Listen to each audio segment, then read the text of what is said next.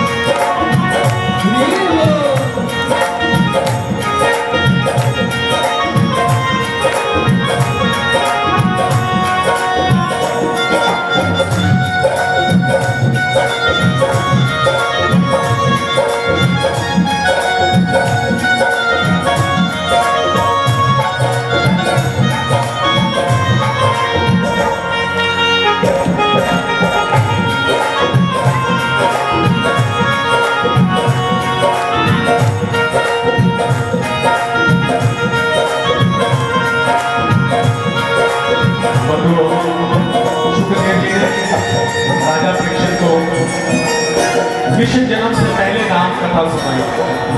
राम कथा की बात की जाए तो राम कथा 9 दिन की है। कितने दिन की है? 9 दिन की राम कथा है।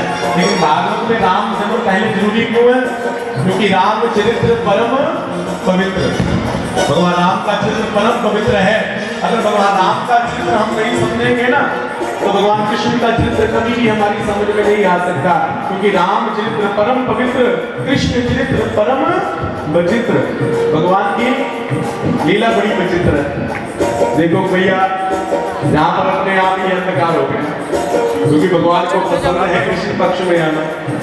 भगवान कृष्ण पक्ष की अंधेरी रात में आए थे, इसलिए भगवान आने वाले भगवान ने मौसम भी वैसा ही बना दिया।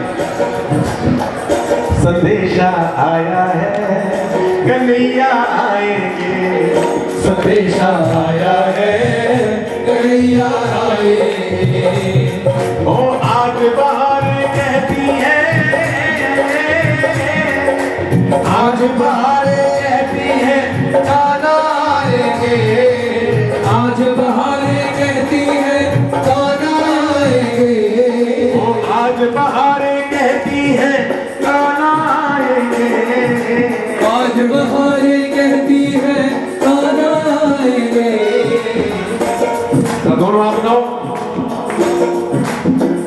संदेशा आया है कन्हैया आएंगे, संदेशा आया है कन्हैया आएंगे।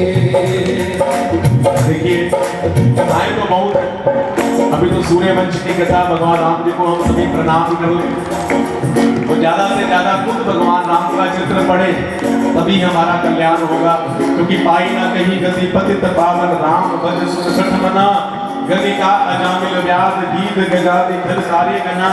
आगे चल करके चंद्रवंश नारायण के ब्रह्मा, ब्रह्मा के अत्रि, अत्रि के चंद्रमा, चंद्रमा के बुध, बुध के पुनर्वा, पुनर्वा के आयु, आयु के नहुष, नहुष के यदु, यदु के आगे चल करके पुरु, जिससे आगे चल करके पुरुवंश चला। उसके बाद दुष्यंत, दुष्यंत के ही इसी चंद्रवंश में श्री भरत जी महाराज का प्रादुर्भाव हुआ और आगे चल करके रंती देव जैसे प्रतापी राजा इस वंश में हुए हैं। आगे चल करके राजा हुए हैं सूरसेन, सूरसेन के श्री वसुदेव जी महाराज। वसुदेव जी का विवाह देवकी से हुआ, जो कंस की बहन है, कंस के चाचा हैं, जिनका नाम है दैवक। उनकी पुत्री है देवकी, जिससे कंस बड़ा प्रेम करता है। बड़ी सुंदर ढंग से विवाह किया और विवाह के बाद खुद देवकी को छूने के लिए जा रहा है और सारी प्रजा बड़ी प्रसन्न है कि महाराज कंस सुधर गए हैं। कितने सुंदर ढंग से विवाह किया और कितने सुंदर ढंग से विदा करने जा रहा है। देवताओं को चिंता हो गई कि भैया ये दुष्ट सुधर गया तो भगवान के हाथों से मारा नहीं जाएगा। और भगवान ने कहा कि जब जब हुई धर्म की हानि बाढ़ ही असुर दमन अभिमानी, तब तब प्रभु करी विविध शरीर आया उसके पानी सजन पीड़ा। कुछ करना पड़ेगा। देवताओं ने आकाशवाणी करवा दी कि ये कंस जिस बहन को इतनी खुशी से, इतने प्रेम से छोड़ने जा रहा है, इसी का 8वां जो गर्भ होगा वो तुम्हारा काल होगा। कंस ने आकाशवाणी सुनी, देवकी को बालों से पकड़ा और रथ के नीचे फेंक दिया, अपनी कृपान से मारने लगा। वसुदेव जी ने हाथ पकड़ लिया कि भैया आप इसे नहीं मान सकते। पहली बात ये अबला नारी है, दूसरे नंबर पर आपकी बहन है और तीसरे नंबर पर अभी अभी मैंने इसका वर्ण किया है, ये मेरी अर्धांगिनी, ये मेरी धर्मपत्नी है, मैंने इसकी रक्षा का इसे वचन दिया है, अब आप इसे नहीं मार सकते। तो कहा कि वसुदेव तुम्हें पता नहीं आकाशवाणी ने क्या कहा? तो कहा कि आकाशवाणी ने मुझे पता है क्या कहा, लेकिन आपने ध्यान से नहीं सुना। आकाशवाणी ने कहा कि इसका 8वां गर्भ आपका काल होगा, ये देवकी आपका काल थोड़ी नहीं। तो कहा कि अगर इसे समाप्त कर दूंगा तो इसका 8वां गर्भ आएगा ही नहीं। तो कहा कि मेरे ऊपर विश्वास रखो, मैं कभी झूठ नहीं बोलता, मैं तुम्हें वचन देता हूँ कि देवकी का एक एक बालक ला करके मैं तुम्हें सौंप दूंगा, फिर आगे तुम जानो, तुम्हारा काम जाने।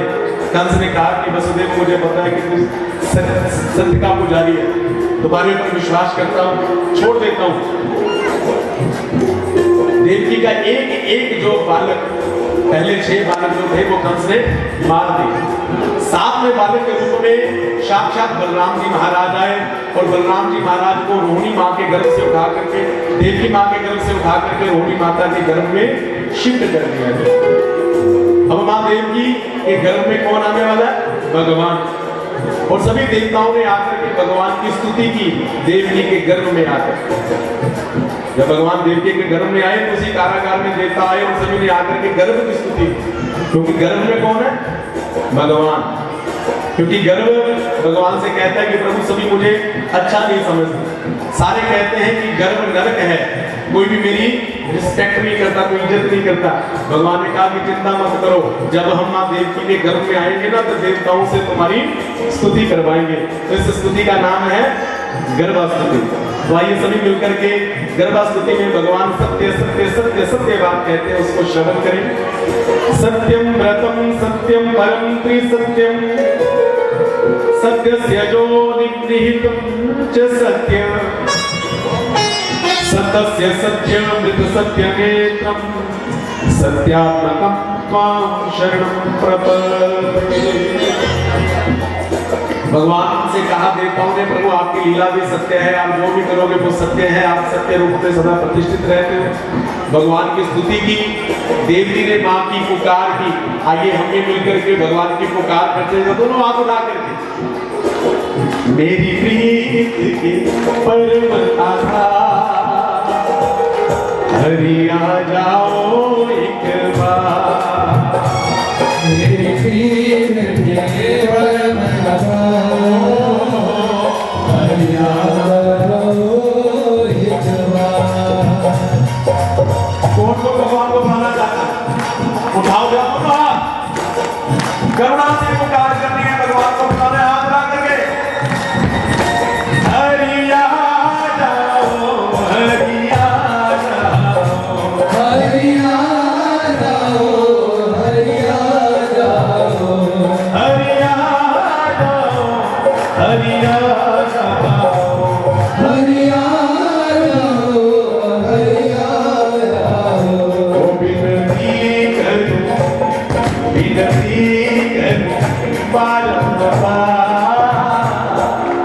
हरिया जाओ एक बार मेरी प्रीत के परम राजा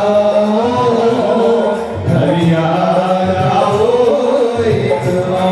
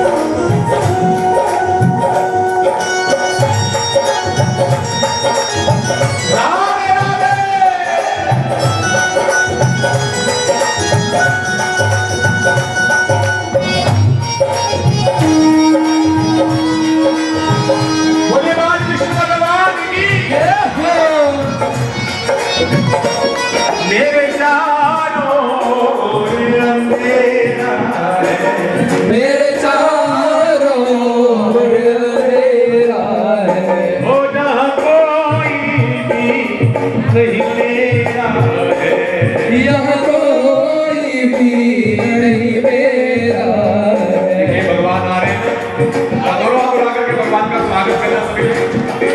स्वागतम कृष्णा सुस्वागतम कृष्णा स्वागतम कृष्णा सुस्वागतम कृष्णा। देखिए अभी खड़े किसी ने उठाया तो दोनों हाथ उठाओगे ना, जरा ऊपर में हाथ उठाओ। चलो भगवान का स्वागत हो रहा है, बाद में हम यहाँ पर एक बधाई मंत्रा में गाएंगे, सभी खूब नाचेंगे गाएंगे। स्वागतम कृष्णा सुस्वागतम कृष्णा स्वागतम कृष्णा सुस्वागतम कृष्णा। स्वागतम सुस्वागतम शरणागतम कृष्णा स्वागतम सुस्वागतम शरणागतम कृष्णा। बोले कृष्ण भगवान की बोले बलराम जी महाराज की। स्वागतम कृष्ण सुस्वागतम कृष्ण स्वागतम कृष्णा सुस्वागतम कृष्णा। देखिए अभी हमारे इतने महानुभाव यहाँ पर बता रहे हैं, सरसेन जी, डॉक्टर PS मान जी, हमारे विनोद बाबा जी, हमारे दीपक शारदा जी, अभी सभी अपने अपने स्थान पर खड़े होंगे और सभी हम बधाई गाएंगे। आज मथुरा में विजय अवतार हो गया,